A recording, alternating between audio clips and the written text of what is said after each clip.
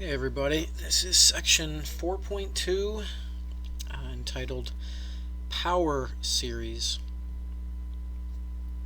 So starts off like saying an infinite series is an expression of this form. Infinite series, remember, with the word series we start to add up terms of a sequence, and this is an infinite series, so it's the sum of an infinite number of terms. And so again, we're using subscripts here. This is just some term, the first term, so a sub 1, and this is just some second term. It's very general. This is a very textbook like definition. Very general, very vague, a little confusing, but some vague second term, and then some vague third term, and then even like some random nth term at some point, but then it just keeps going. So I hope you remember our sigma notation, how we use this.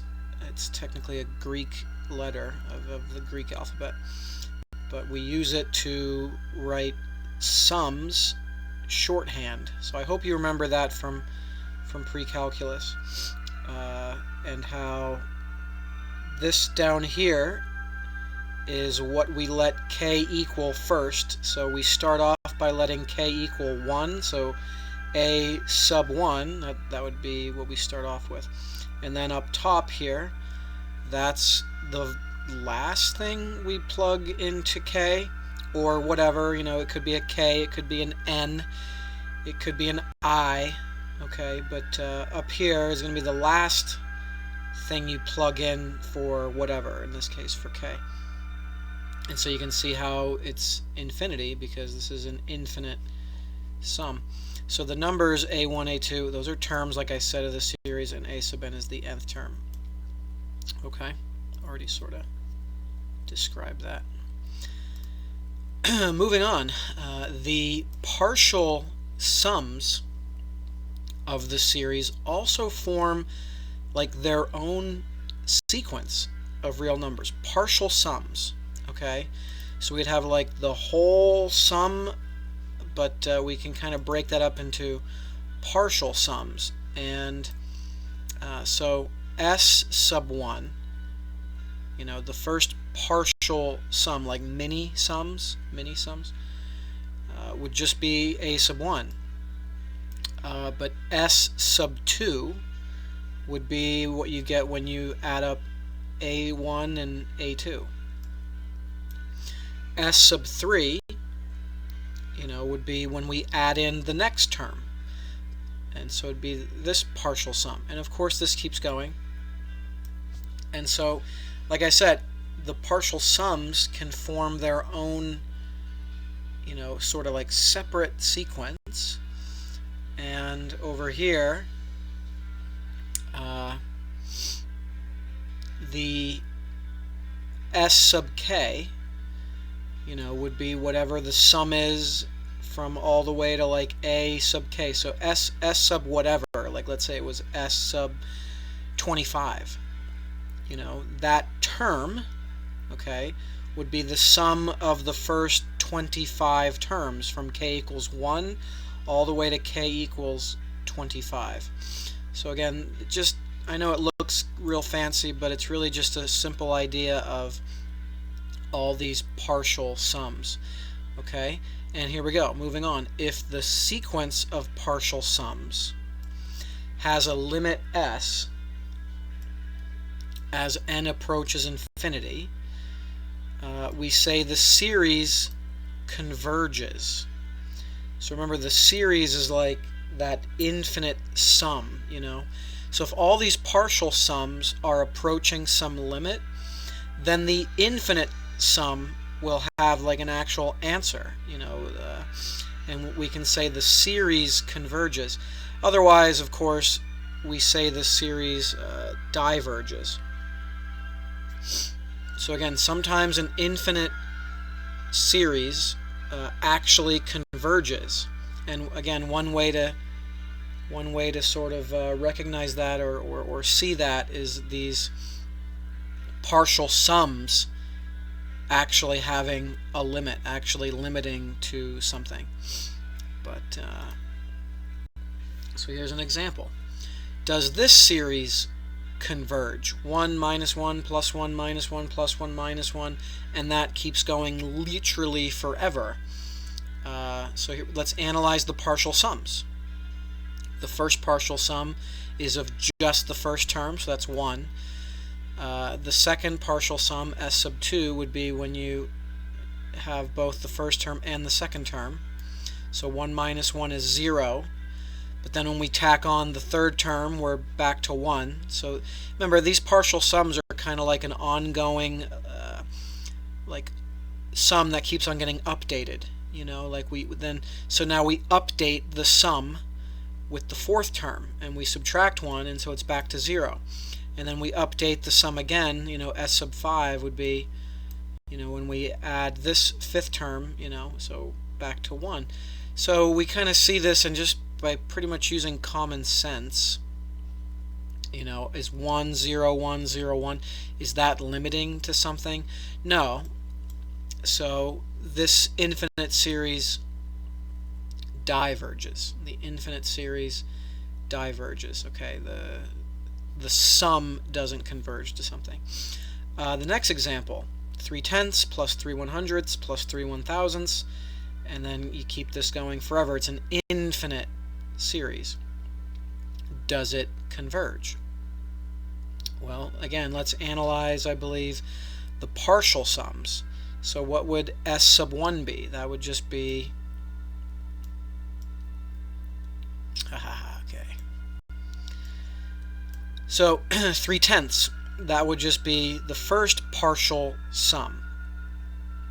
So again, 3 over 10, I mean, well, maybe I should say it here. So s sub 2, that would be when you add the second term in there, and we update the running sum. And when we add 3/100, so again, here's what I was going to say a second ago. 0.33, okay, 0.33, that's not the second term, that's the second partial sum. So I hope I'm not kind of over-explaining this and stuff, but 3/100 is the second term. It's not the second partial sum. 0.33 is s sub 2. So maybe I'll just put it this way quite simply. This would be a sub 2, and this is s sub 2. And so s sub 3, what do we get when we add this in? You know, we get 0.333. And then the next one would be like 3 over 10,000, and if we were to add that in, we'd get 0.3333, right? So the sum is always getting updated. Every time we add in another term, the sum gets updated. And so do you think these numbers are limiting to something? And the answer is yes. Almost by more common sense, we can see that the sum is approaching 1/3. So this infinite series converges. Alright, so here's a kind of something of note. If the infinite series converges, then the terms approach 0. Think about that. If the infinite series, if the sum converges, then the terms are approaching 0. Like you're getting closer and closer and closer to adding nothing. And so the sum sort of, you know, converges on something and kind of zeroes in on something, pardon the pun. Moving on. All right. So last, I'm gonna try to make a pretty big deal about this right here. Just you know, last section we reviewed a whole bunch of information on sequences that we that you learned in pre-calculus, maybe with me, maybe not with me. But in pre-calculus, you know, you learned a lot of different things about sequences. And one of those things was, and we reviewed it last section, was geometric sequences. All right. I just want to put a lot of spotlight on that. Okay, like as a comparison, from here on out, we are going to care so much more about geometric sequences and series than, say, arithmetic.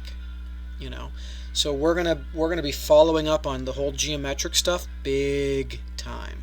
So just kind of, you know, highlight that for yourself. Okay, so the geometric series. So geometric sequences, remember how they work? You're always multiplying by the same common ratio to jump to the next term. You're always multiplying by the same number. So a geometric series is what we get when we add up all of those terms. Okay? And maybe you remember in pre-calculus that we actually did have a special separate formula for an infinite geometric series. Okay? We had a formula that could tell you like the 50th term or the 500th term, and we had a formula that could add up maybe the first 25 or the first 35 terms of a geometric series, but we actually had a separate formula for an infinite geometric series, and it only applied sometimes. You know, it only had an answer, an actual answer that it converged to sometimes. And so this is kind of a flashback to pre-calculus. I hope you sort of remember that the formula, the actual answer that it all adds up to, even though it's an infinite sum, is a over 1 minus r. This is like literally a formula. Now in pre-calculus, if I can keep elaborating, if I may, in pre-calculus the formula was probably written more specifically as a sub 1 all over 1 minus r. You know, meaning the first term all over 1 minus the common ratio. But that's what a is here. I mean, if you look at a, I mean, it's literally the first term. Okay? And let's see. What else did I want to say about this first? Maybe going off on a little bit of a sidebar, so kind of collect your thoughts here a little bit as we go off on a little side tangent. Here we're starting off with n equals 1. Okay?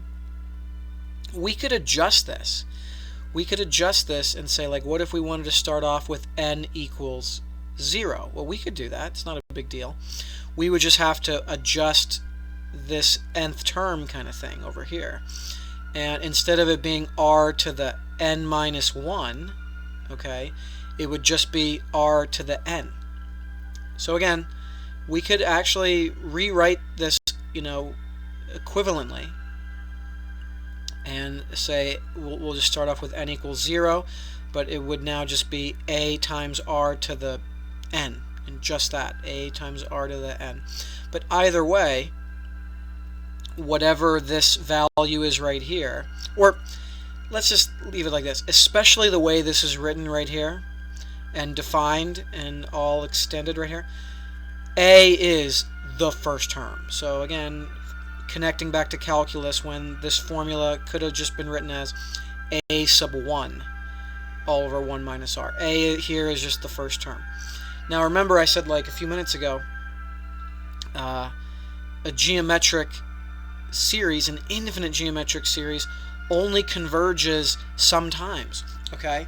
Like, what if you had the geometric series that just went like 2 plus 4, and what would be the next term if it's geometric?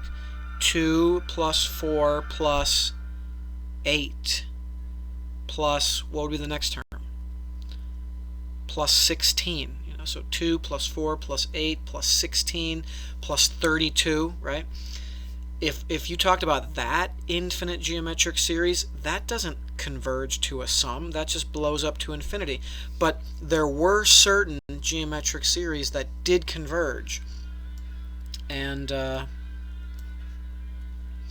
so if your common ratio was in between, so in other words, if your common ratio is in between -1 and +1, let's say 1/2, for example, if you're always multiplying by 1/2, then you're going to have an actual answer for your infinite geometric series, and it diverges otherwise. So some examples. Tell whether each series converges or diverges. If it converges, give it sum. So spoiler alert, we're going to be using our knowledge of geometric series to our advantage here big time. So example A, from 1 to infinity of 3 times 1/2 to the n-1. So does this converge? Well, your A value, your first term, is going to be 3, And if you don't believe me, then just expand this. Like plug in 1 for n, and then plug in 2, and then plug in 3, and then write out the first handful of terms. But this right here, that's going to be your first term, and your common ratio is 1/2. And this was the example I just got done using. I mean, if this is your common ratio, then it will converge, because 1/2 is in between -1 and 1. Remember, that's the deciding factor. And so it converges, and since it converges, then what we do is we use what is essentially a formula to figure out what it will converge to. So A all over 1 minus R. A, or A sub 1, same thing, all over 1 minus R, and then you just kind of clean that up and you get 6. Easy peasy. Example B. Not giving you it in sigma form, is it? So it looks like in example A and also in example C, they're giving it to you in like sigma notation, like shorthand. But what can we kind of, what's the word? Can we dissect all this that is given here? So 1 minus 1/2 plus 1/4 minus 1/8, and then it keeps going, and then some general term would be -1/2 to the n-1 power, and then, but this goes off forever. So what do you think? Obviously, our first term is 1, but that's not what decides convergence or not. What decides convergence is R. What is the common ratio? If we're going from 1 to -1/2 to +1/4 and then -1/8, our common ratio is -1/2. Does that mean it converges or diverges? Is -1/2 the right kind of common ratio? Yes, it is. And so we can just bust out the formula of what? What goes here? A, which is 1, all over 1 minus R. So technically this would start off as like 1 minus a -1/2, and that's why it just ends up saying +1/2.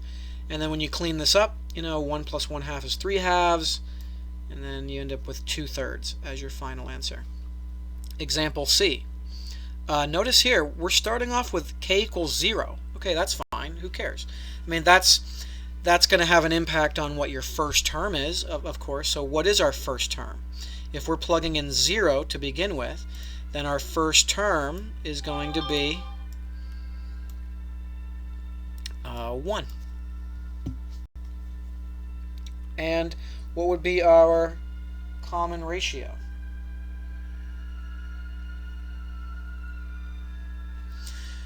I mean, you could expand this out, 3/5, to the 0 power, 3/5 to the 1 power, 3/5 to the 2 power. but your common ratio looks like it's going to be 3/5. It's right there, you know.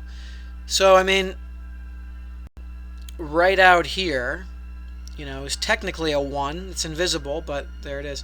So is 3/5 the kind of R value that results in convergence? Yeah, because 3/5 is between -1 and 1. And so we can plug in our values.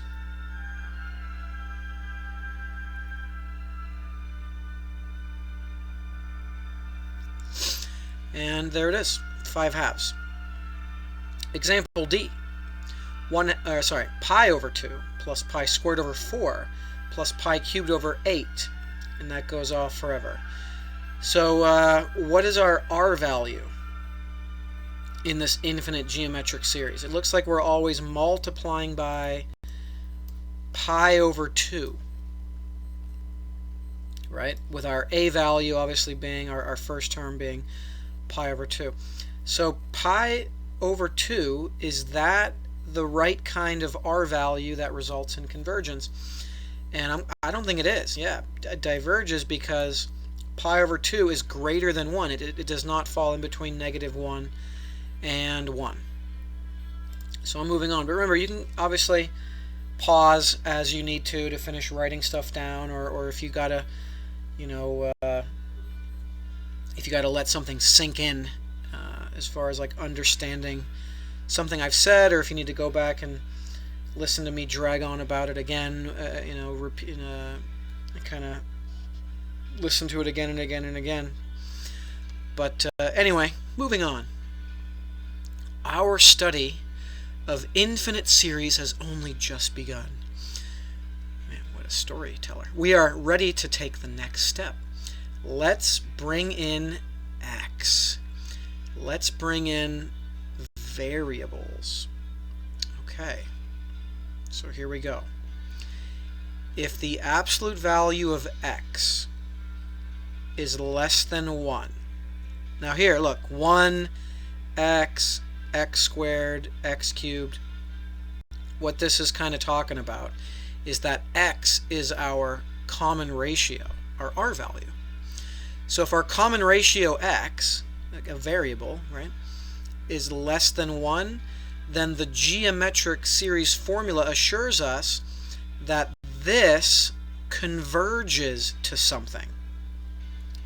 If the absolute value of x is less than 1, if x is between -1 and 1, then this converges to what? Well, what's the formula for like what a geometric series converges to? Isn't it a all over 1 minus r, or a sub 1 all over 1 minus r? When you apply that formula to this, look, a sub 1, which is right there, a sub 1 all over 1 minus r. And so we have 1 over 1 minus x, which is like a polynomial. It's going to be a function, right? So look at these graphs. These are a few graphs of some partial sums. Okay. Now I don't know. Let me think here. I don't think it includes s sub 1 because that's just 1. That would be a horizontal line. And then 1 plus x, that would just be a line. Okay, that kind of goes like this. So it doesn't look like 1 plus x is on this graph either. But I'm going to go ahead and assume that 1 plus x squared is one of these parabolas, either the black one or the pink one. And then 1 plus x squared plus x cubed, that's this blue, cubic graph. And then 1 plus x squared plus x cubed plus x to the fourth is the other parabola. You know what I mean? So anyway, over here we have a graph of this, 1 over 1 minus x. And it's kind of cool to see that as your partial sums keep progressing, as you keep on like adding another term. You add in the x to the fourth, and then the next thing would be to add in the x to the fifth and x to the sixth. This sum is actually approaching, look at this right here, like, can you see this curve sort of being developed over here?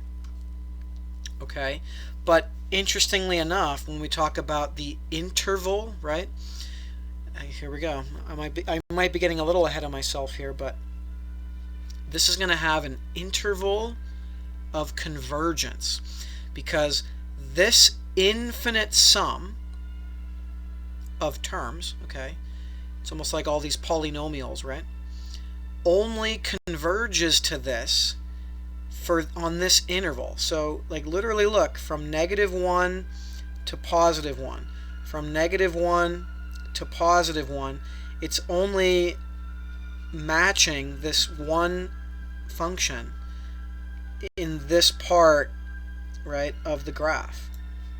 Kind of cool. So now we can write this textbook-like definition of power series. So I'll pause, I guess, a little bit, but let you write that down. But if you if I move on before you have enough time to write that down, just kind of, pause the video.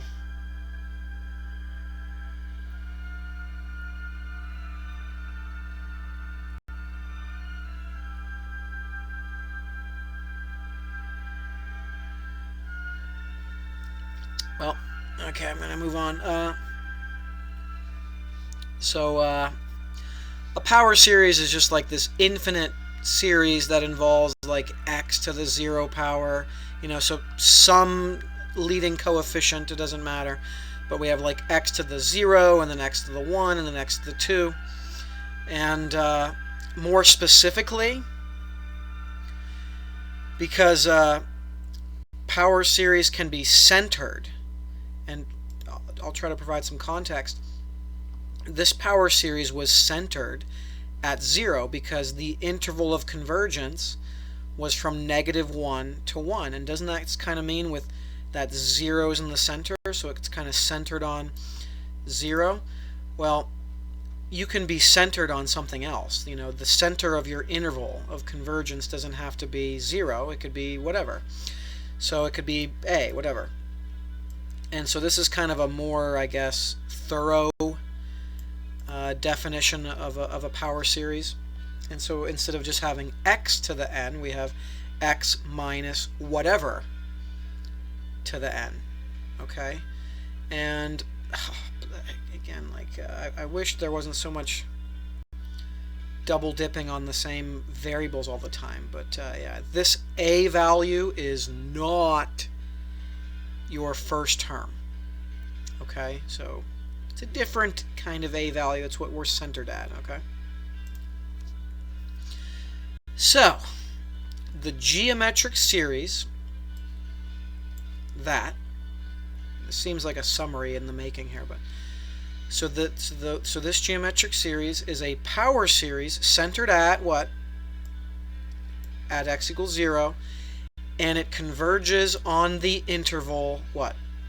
What's the interval that this converges on? As long as x is in between -1 and 1. Okay?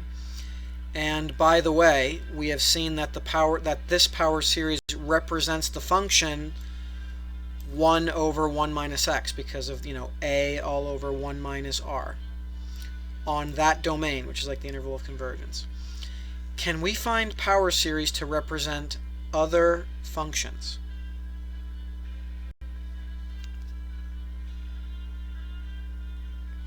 Well, there's this exploration that might be in your textbook. So let's kind of look at it really quick.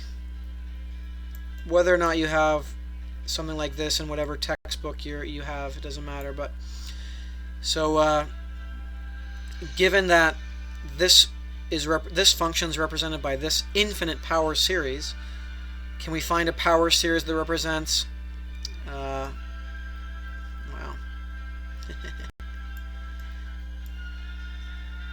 can we find a power series that represents 1 all over 1 plus x on this interval? Well, I mean, think about it. Could you think of like a power series that represents this function, where this is a plus and not a minus? Pause the video if you want to actually think about that some more, but here we go. If you kind of match this with a all over 1 minus r, then this would just be, you know, a power series where a was 1, your first term was 1, and your common ratio r was actually negative x, because couldn't you see this as 1 minus a negative x? And so you could write out a power series starting off with 1 and then always multiplying by negative x.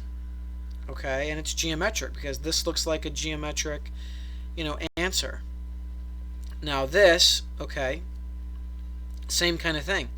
You can kind of match this up with, a all over 1 minus r, where you start off with x, and then your common ratio is negative x. Okay. I don't know how deep I want to go here down this rabbit hole, but number 3 is kind of similar and kind of changes up the interval of convergence. And all that really does, the reason for that is because now your common ratio is what? It's not x or negative x, it's 2x. So if 2x needs to be in between -1 and 1, then what about x specifically? Again, 2x would be in between -1 and 1. So once you kind of solve that for x, or just zero that in on just x, then that would mean x would have to be in between -1/2 and 1/2. It's not that crazy of a leap. Talk about number again. I don't know how far I want to go with this. Look this over, and if you want to explore this, literally, and you get stuck, then reach out to me and we can talk about it, I guess. But moving on, differentiation. Did I miss something here? Can we find an oh, yeah, it says it right here. This is what I was looking for. So far we have only represented functions by power series that happen to be geometric. So again, like recognizing when something's geometric in nature, that is huge. But the partial sums that converge to those power series, however, are just polynomials. Okay, all these partial sums. So we can apply calculus to them, like taking the derivative or taking the integral. Here's an example. Given that 1 all over 1 minus x, we keep using this one, but is represented by this power series on that interval of convergence, can we find a power series to represent this? Well, what do you think? Do you notice any connections between this function with this power series, or mainly this function with that function? Did you notice that this is the blank of, it's the derivative? If you take the derivative of this, chain rule and all, right? Because it's a negative x and stuff, so don't forget about the chain rule and stuff. But if you take the derivative of this, you get this. So if we want a power series for this, we can just take the derivative of this power series term by term. It can work that way. So we take the derivative to go from here to here, and we can take the derivative of the power series to get this guy's power series. So the derivative of 1 is obviously just 0. The derivative of x is 1. The derivative of x squared. So we're just, again, term by term. And then even taking the derivative of x to the n to get this. Bringing down the n and then dropping that exponent down by 1 to get n minus 1. You know, so you could almost say like this could be like, you know, you stick a sigma in front of here, and this is what would be, you know, hooked up with your sigma notation, you know.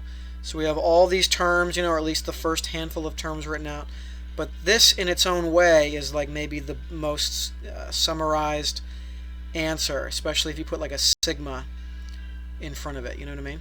And here's the cool thing. It converges on the interval, negative 1 to 1, the same interval.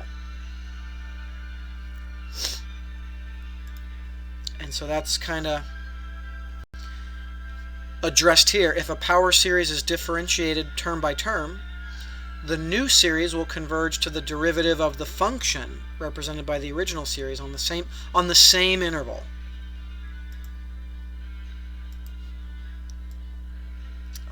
Of course it's on white. Same interval.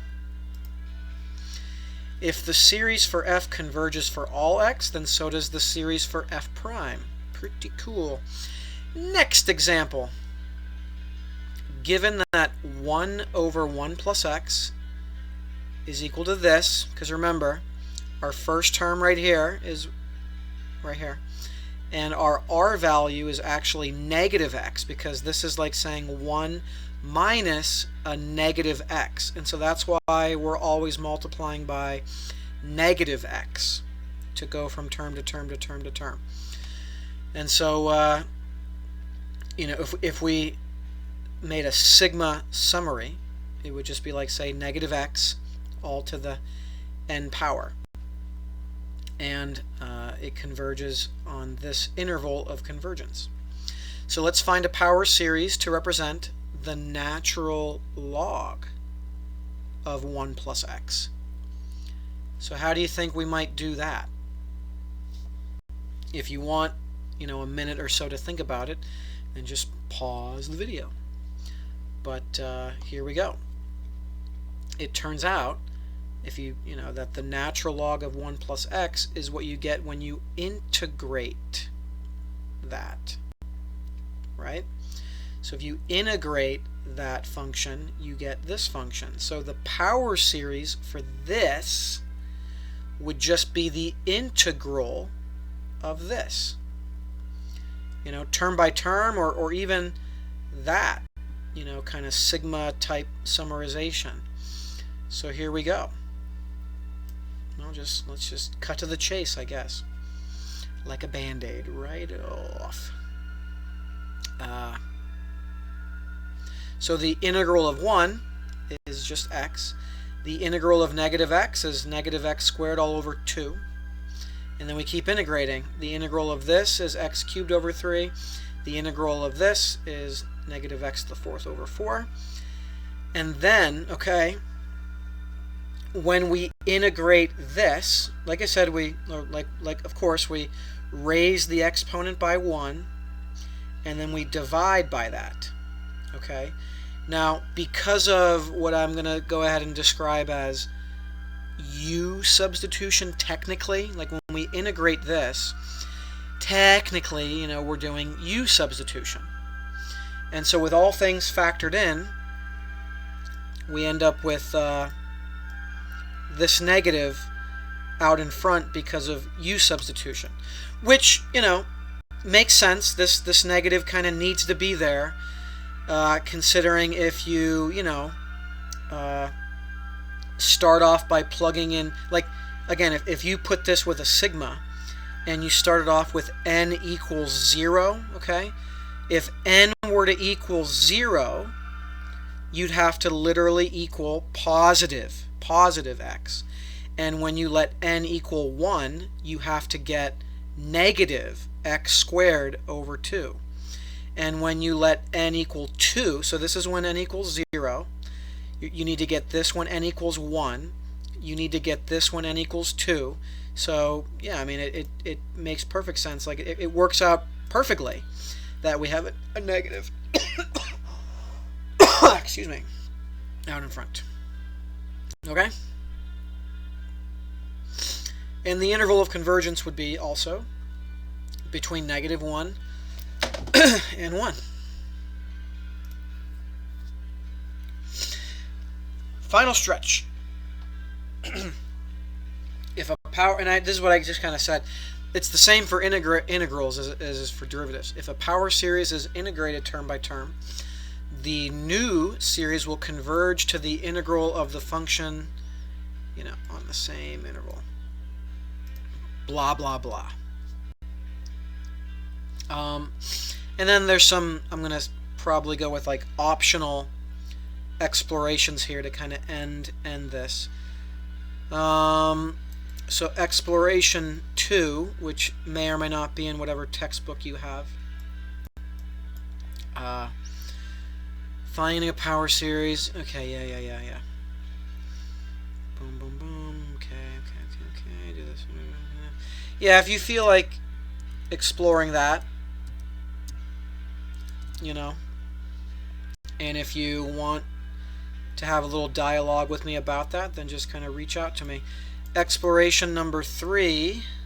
Okay. Define a this is an interesting one. How you would kind of go with number 1, number 2. What well-known? I'd be interested to see if you can come up with this, especially even if you only get to number 3, if you can come up with the answer here on your own. Set up. Ooh. It looks like it might get a little ugly after that, but anyway, I think that does it for section 4.2.